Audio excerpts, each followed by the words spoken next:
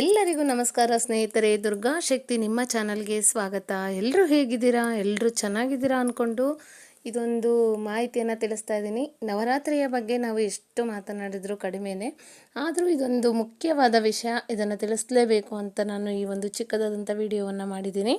ಏನಂದರೆ, ಮೊದಲನೇದಾಗಿ ನಾವು ಪೂಜೆಯ ಸಿದ್ಧತೆಗಳನ್ನು ಮಾಡಬೇಕು, ಅಂದರೆ ಪೂರ್ವ ತಯಾರಿಗಳನ್ನು ಮಾಡ್ಕೋಬೇಕು. ಅದು ಏನು ಅಂತಲೂ ಸಹ ನಾನಿಲ್ಲಿ ತಿಳಿಸ್ಕೊಡ್ತೇನೆ. ಮೊದಲನೇದಾಗಿ ನಾವು ಮುಂಚಿತವಾಗಿಯೇ ತಯಾರಿ ಮಾಡ್ಕೊಳ್ಳೋದಕ್ಕೆ, ಅಂದರೆ ನಾವು ಮನೆಯಲ್ಲಿ ದೇವರ ಮನೆಯನ್ನು ಸ್ವಚ್ಛಗೊಳಿಸ್ಕೊಂಡು ಆ ದೇವರ ಮನೆಯಲ್ಲಿ ಇಡುವಂತಹ ದೇವರಿಗೆ ಅಂದರೆ ಕಳಶ ಸ್ಥಾಪನೆ ಮಾಡೋದಕ್ಕೆ ಬೇಕಾಗಿರುವಂಥ ಸಾಮಗ್ರಿಗಳನ್ನೆಲ್ಲ ಫಸ್ಟು ತೊಳ್ಕೊಂಡು ನೀಟಾಗಿ ಎತ್ತಿಟ್ಕೋಬೇಕು. ಏಕೆಂದರೆ ಈ ಸರಿ ಗ್ರಹಣ ಇದೆ, ಸೂರ್ಯಗ್ರಹಣ ಇರೋದರಿಂದ ನಾವು ಕಳಶವನ್ನು ಸ್ಥಾಪನೆ ಮಾಡೋ ಹಾಗಿಲ್ಲ, ಹಬ್ಬದ ದಿನಾನೇ ಮಾಡಬೇಕು. ಹಾಗಾಗಿ ಮುಂಚೆ ಎಲ್ಲ ಸ್ವಚ್ಛವಾಗಿ ಇಟ್ಟರೆ ನಾವು ಮಾಡೋದಕ್ಕೆ, ಹಬ್ಬವನ್ನು ಮಾಡೋದಕ್ಕೆ ಈಸಿ ಆಗುತ್ತೆ ಅನ್ನೋ ಒಂದು ಕಾರಣಕ್ಕೆ ತಿಳಿಸ್ಕೊಡ್ತಾ ಇರೋದು.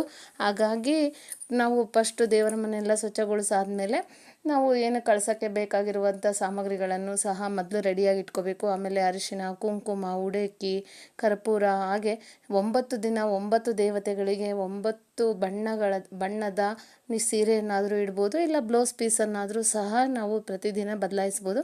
ಹಾಗೆ ಅಮ್ಮನವರಿಗೂ ಸಹ ಬಳೆಯನ್ನು ಇಡಬೇಕು. ಮತ್ತು ನಾವು ಉಡಿಯನ್ನು ಇಡ್ತೀವಿ ಅಮ್ಮನವರಿಗೆ, ಅದಕ್ಕೂ ಸಹ ನಾವು ಅಂದರೆ ಸೀರೆ, ಕುಪ್ಸ, ಬಳೆ ಮತ್ತು ಕಾಯಿ ಅಂದರೆ ಒಣ ಕೊಬ್ಬರಿ ಮತ್ತು ಅಡಿಕೆ, ಎಲೆ, ಅರಿಶಿಣದ ಕೊಂಬು ಪ್ರತಿಯೊಂದನ್ನು ಇಡಬೇಕು. ಹಾಗಾಗಿ ಕರ್ಪೂರ ಮತ್ತು ಗಂಧ, ಅಕ್ಷತೆ ಕಾಳು ಪ್ರತಿಯೊಂದನ್ನು ಇಟ್ಟು ರೆಡಿ ಇಟ್ಕೊಂಡ್ರೆ ನಮಗೆ ಪೂಜೆ ಮಾಡೋಕ್ಕೆ ಈಸಿ ಆಗುತ್ತೆ. ಹಾಗೆ ಅಖಂಡ ದೀಪವನ್ನು ಬೆಳಗೋರು ಹೊಸದಾದಂಥ ದೀಪವನ್ನು ತಂದಿಟ್ಕೋಬೇಕು. ಹಾಗೆ ಬತ್ತಿಯನ್ನು ಸಹ ಮನೆಯಲ್ಲೇ ಎಸ್ದು ಇಟ್ಕೊಂಡ್ರೆ ತುಂಬಾ ಒಳ್ಳೆಯದು.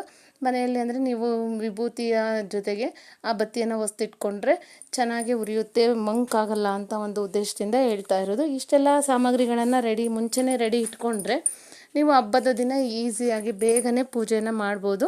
ಅದಕ್ಕೂ ಮುಂಚಿತವಾಗಿ ಗ್ರಹಣ ನಮಗೇನಿಲ್ಲಿ ಸಂಭವಿಸಲ್ಲ, ಹಾಗಾಗಿ ನಮಗೇನು ಅದರ ಭಯ ಬೇಕಾಗಿಲ್ಲ. ಆದರೂ ಸಹ ಗ್ರಹಣ ಅಂದರೆ ನಮಗೊಂದು ಮನಸ್ಸಿನಲ್ಲಿ ಇರೋದ್ರಿಂದ ಅವತ್ತಿನ ದಿನ ನಾವು ಗರಿಕೆ ಇಲ್ಲ ಅಂದರೆ ದರ್ಬೆಯನ್ನು ನಾವು ಪ್ರತಿಯೊಂದು ಜಾಗದಲ್ಲಿ ಇಡ್ತಾರೆ. ಅದು ಒಂದು ದೋಷ ಪರಿಹಾರ ಅನ್ನೋ ಒಂದು ಉದ್ದೇಶದಿಂದ, ಹಾಗೆ ಅದು ವೈಜ್ಞಾನಿಕವಾಗಿ ಒಳ್ಳೆಯದು ಅನ್ನೋ ಒಂದು ಉದ್ದೇಶದಿಂದ ಆ ರೀತಿಯಾಗಿ ಇಟ್ಕೊಂಡು ಗ್ರಹಣ ಬಿಟ್ಟಾದಮೇಲೆ ನೀವು ಬೆಳಗ್ಗೆ ಪ್ರತಿದಿನ ಹೇಗೆ ನೆಲ ಎಲ್ಲ ಒರೆಸ್ಕೊತಿರೋ ಹಾಗೆ ನೆಲ ಒರೆಸ್ಕೊಂಡು ಬಾಗಿಲನ್ನು ಸ್ವಚ್ಛಗೊಳಿಸಿ ಆಮೇಲೆ ದೇವರ ಮನೆಯಲ್ಲಿ ಕಳಶ ಸ್ಥಾಪನೆಯನ್ನು ಮಾಡ್ಕೊಬೇಕು. ಅದಕ್ಕೂ ಮುಂಚಿತವಾಗಿ ದೇವರ ಮನೆಯಲ್ಲಿ ಅರಿಶಿಣದಿಂದ ನೀಟಾಗಿ ತೊಳ್ಕೊಂಡು ಅದಾದಮೇಲೆ ಅದು ಅಕ್ಕಿ, ಒಂದು ತಟ್ಟೆಯಲ್ಲಿ ಅಕ್ಕಿ ತೊಗೊಂಡು ಅದರಲ್ಲಿ ಕಳಶ ಸ್ಥಾಪನೆ, ನೀವು ಯಾವಾಗಲೂ ಲಕ್ಷ್ಮಿಯನ್ನು ಹೇಗೆ ಕಳಶ ಸ್ಥಾಪನೆ ಮಾಡ್ತೀರೋ ಆ ರೀತಿ ಕಳಶ ಸ್ಥಾಪನೆ ಮಾಡಿಕೊಂಡು ಅದಾದಮೇಲೆ ಅಖಂಡ ದೀಪವನ್ನು ಹಚ್ಕೊಂಡು ಪೂಜೆಯನ್ನು ಮಾಡ್ಕೊಬೋದು. ಈ ರೀತಿಯಾದಂಥ ಮೊದಲು ತಯಾರಿಯನ್ನು ಮಾಡಿಕೊಳ್ಳಿ. ಅದಾದಮೇಲೆ ನೀವು ಅವತ್ತಿನ ದಿನ ಅಂದರೆ ಹಬ್ಬದ ದಿನ ಅಂದರೆ ಸಮಯವನ್ನು ಹೇಳ್ತೇನೆ. ಸಮಯ ಬಂದುಬಿಟ್ಟು ನವರಾತ್ರಿ ಮೊದಲ ದಿನ ಯಾವಾಗ, ದಿನಾಂಕ, ಕಳಶ ಸ್ಥಾಪನೆ, ಶುಭ ಮುಹೂರ್ತ, ಪೂಜೆ ವಿಧಾನ ಈ ಎಲ್ಲವನ್ನು ತಿಳಿಸ್ಕೊಡ್ತೀನಿ. ನವರಾತ್ರಿ 2024 ಮೊದಲ ದಿನದ ದಿನಾಂಕ, ಶುಭ ಸಮಯ.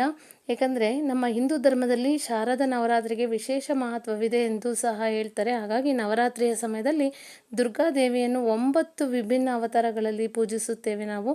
ಹಾಗಾಗಿ ಅನೇಕ ಭಕ್ತರು ಕಲಶ ಮತ್ತು ಘಟಸ್ಥಾಪನ ಮಾಡುವ ಮೂಲಕ 9 ದಿನಗಳ ಕಾಲ ಉಪವಾಸ ಸಹ ಮಾಡ್ತಾರೆ. ಹಾಗಾಗಿ ನವರಾತ್ರಿಯ ಕೊನೆಯ ದಿನದಂದು ಅವನ ಪೂಜೆ ಮತ್ತು ಕನ್ಯಾ ಪೂಜೆ ಮಾಡುವ ಮೂಲಕ ಉಪವಾಸವನ್ನು ಸಹ ಕೊನೆಗೊಳಿಸ್ತಾರೆ ಅಂತಲೂ ಹೇಳ್ತಾರೆ. ಹಾಗಾಗಿ 2024 ನವರಾತ್ರಿಯ ಮೊದಲ ದಿನ ಯಾವಾಗ ಮತ್ತು ಕಳಶ ಸ್ಥಾಪನೆ, ಘಟಸ್ಥಾಪನೆ ಸಮಯ, ಶುಭ ಸಮಯ ಯಾವಾಗ ಎಂದು ಸಹ ನಾನಿಲ್ಲಿ ತಿಳಿಸ್ಕೊಡ್ತೇನೆ. ನವರಾತ್ರಿಯ ಮೊದಲ ದಿನ ಯಾವಾಗ?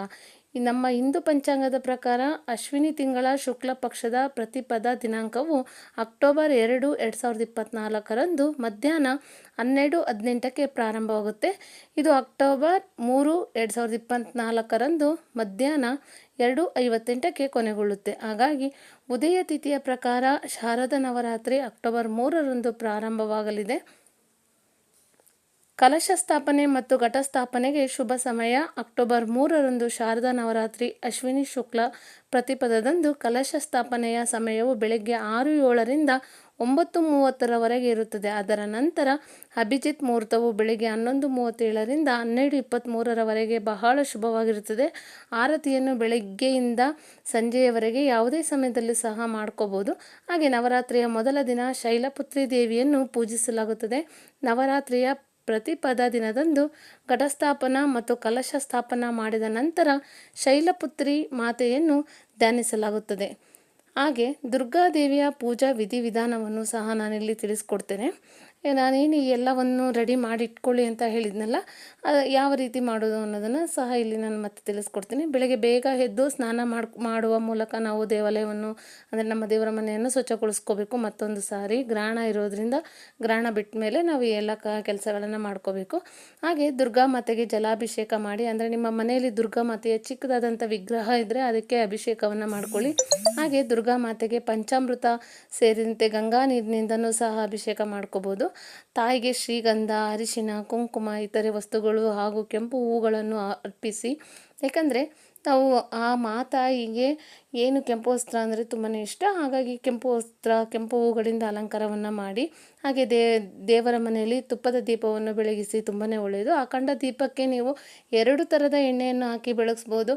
ಏಕೆಂದರೆ ಅಖಂಡ ದೀಪದ ಬಗ್ಗೆನೇ ಸಪ್ರೇಟಾಗಿ ಒಂದು ವಿಡಿಯೋವನ್ನು ಸಹ ಮಾಡಿ ತೋರಿಸ್ತೀನಿ ನಾನು ಯಾಕಂದರೆ ಮುಂಚೆ ಮಾಡೋದಕ್ಕಾಗಲ್ಲ, ಹಾಗಾಗಿ ಹಬ್ಬದ ದಿನವೇ ನಾನು ವಿಡಿಯೋ ಮಾಡೋಕ್ಕಾಗೋದು. ಹಾಗಾಗಿ ಹಾಗೆ ಹೇಳ್ತಾ ಇರೋದು. ಏನು ಎಳ್ಳೆಣ್ಣೆ ಮತ್ತು ತುಪ್ಪವನ್ನು ಹಾಕಿ ದೀಪವನ್ನು ಹಚ್ಚುತ್ತಾರೆ. ಇಲ್ಲ ಮನೆಯಲ್ಲಿ ಹಚ್ಚೋದ್ರಿಂದ ನಾವು ಒಂದೇ ಬರೀ ತುಪ್ಪದಿಂದನಾದರೂ ಹಚ್ಚಿ, ಇಲ್ಲ ಬರೀ ಮನೆಯಲ್ಲಿ ನೀವು ದೀಪದ ಎಣ್ಣೆ ಇರುತ್ತಲ್ಲ ಅದರಿಂದನಾದರೂ ಹಚ್ಚಿ ತುಂಬಾ ಒಳ್ಳೆಯದು. ಆಗದೇ ಇರುವಂಥ ಕೆಲಸಗಳು ಬೇಗ ಕೈಗೂಡುತ್ತವೆ ಅಂತ ಹೇಳ್ತಾರೆ. ಒಂದು ನಂಬಿಕೆ, ಆ ನಂಬಿಕೆಯಿಂದಲೇ ನಾವು ಪೂಜೆಯನ್ನು ಆಚರಣೆಯನ್ನು ಮಾಡಬೇಕು. ಹಾಗಾಗಿ ತುಂಬಾ ಒಳ್ಳೆಯದಾಗುತ್ತೆ ಅನ್ನೋ ಒಂದು ಉದ್ದೇಶದಿಂದ ಈ ಒಂದು ಮಾಹಿತಿಯನ್ನು ತಿಳಿಸ್ತಾ ಇದ್ದೀನಿ. ಹಾಗೆ ದುರ್ಗಾ ಮಾತೆಗೆ ಪೂರ್ಣ ಭಕ್ತಿಯಿಂದ ಆರತಿಯನ್ನು ಸಹ ಮಾಡಿ, ಹಾಗೆ ತಾಯಿಗೆ ನೀವೇನು ಆಹಾರವನ್ನು ಮಾಡಿದಿರೋ, ಏನು ಅಡುಗೆಯನ್ನು ಮಾಡಿದಿರೋ ಅದನ್ನು ಅರ್ಪಿಸಿ.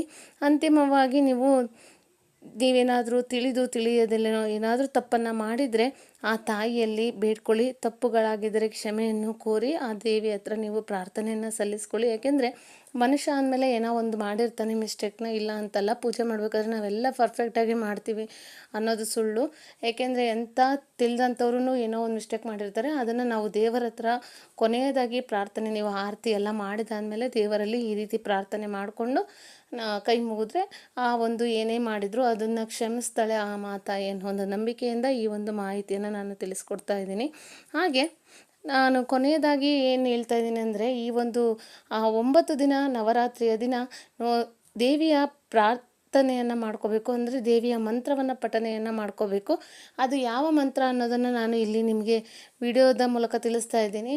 ನಿಮಗೆ ಆ ಮಂತ್ರವನ್ನು ಹೇಳ್ಕೊಳ್ಳೋದಕ್ಕೆ ಕಷ್ಟ ಆಗಿದೆ ಅಂದರೆ ನಾನು ಬೇರೆ ಮಂತ್ರವನ್ನು ಮುಂದಿನ ವಿಡಿಯೋದಲ್ಲಿ ಮಾಡಿ ತೋರಿಸ್ತೀನಿ. ಯಾಕೆಂದರೆ ಈ ಒಂದು ಮಂತ್ರಗಳು ದೊಡ್ಡದಾಗಿರುತ್ತೆ, ಎಲ್ಲರಿಗೂ ಹೇಳೋದಕ್ಕೆ ಬರೋದಿಲ್ಲ ಅನ್ನೋ ಒಂದು ಕಾರಣಕ್ಕೆ ನಾನು ಆ ಮಂತ್ರವನ್ನು ಸಹ ನಿಮಗೆ ತಿಳಿಸ್ಕೊಡ್ತೀನಿ.